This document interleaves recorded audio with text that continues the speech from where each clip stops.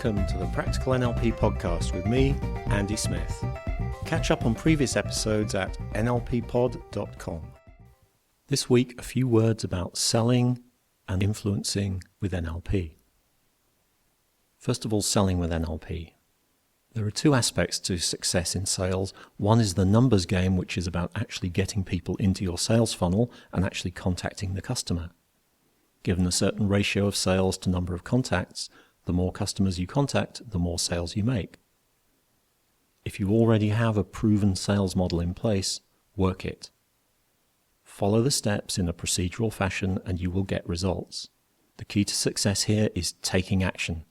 And there are various NLP tools you can use to manage your state and help you stay motivated. Anchoring to get yourself into a motivated state. Swish pattern to defuse any negative triggers that hinder you from getting started. Reframing to keep your motivation going. For example, remembering that it takes a certain number of no's to get to a yes. So each no is good because it gets you closer to the next yes. Reframing, along with submodalities belief change, can also help you to let go of limiting beliefs that get in the way of selling, or of taking rejection personally. Use submodality shifts to transform, diffuse, or eliminate altogether any critical internal dialogue. Oh, you can't do this, you're useless at selling. Like that. Parts integration to increase your congruence about selling. The appreciative frame to help you remember, learn from, and build on your successes.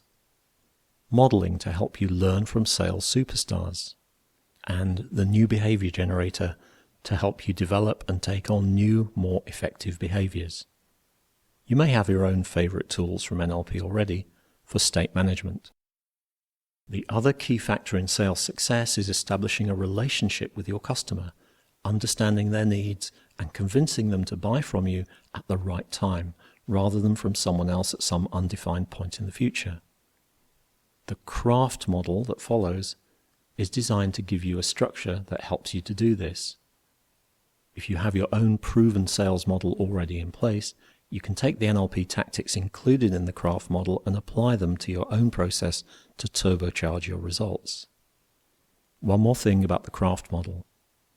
As well as sales, it also applies to any form of influencing or persuasion, because when you're influencing someone, you're really selling them the change in their behavior or mindset that you want to happen. So you could equally well call it the craft model of influencing.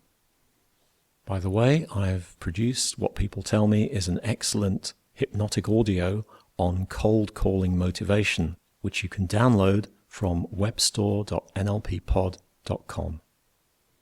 The craft model. Step 1. Credibility. Establish your credibility.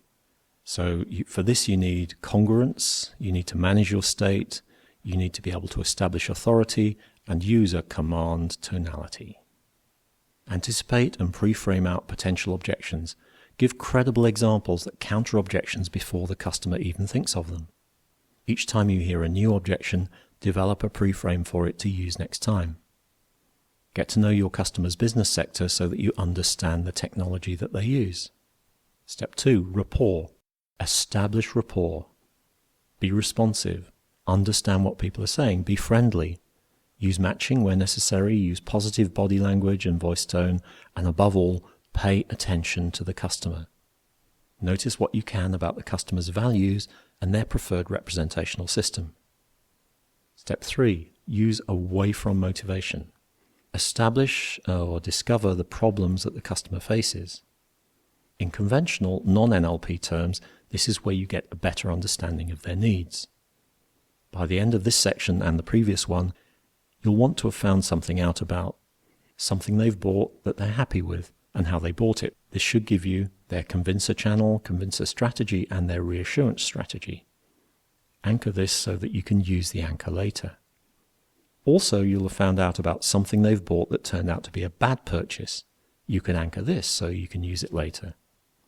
You'll have found out what their internal representation of success looks like and what they want to avoid. And you'll also have discovered something about their values. If your offering genuinely does not offer a solution to their problems, tell them honestly. This will enhance your credibility and strengthen your relationship for the future. the customer will see you as an advisor who's saved them from making a costly mistake, which means they may come back to you in the future. And once you've told them honestly, move on to the next customer. Next stage, future implications. Explore and emphasize what will happen if they don't make a change.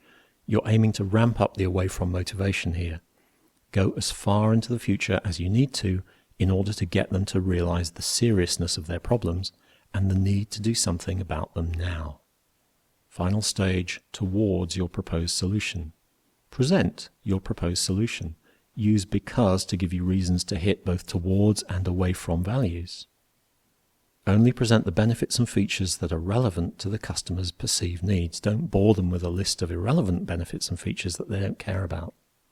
Subtly use the reassurance anchor if they're considering buying your offering, and the bad purchase anchor if they're considering the competition. The key word here is subtly.